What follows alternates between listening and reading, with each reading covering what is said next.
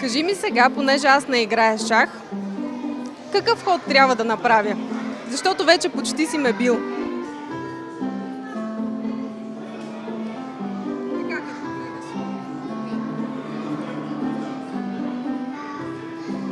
Офицер на Е3. Кое беше това? Ето офицер.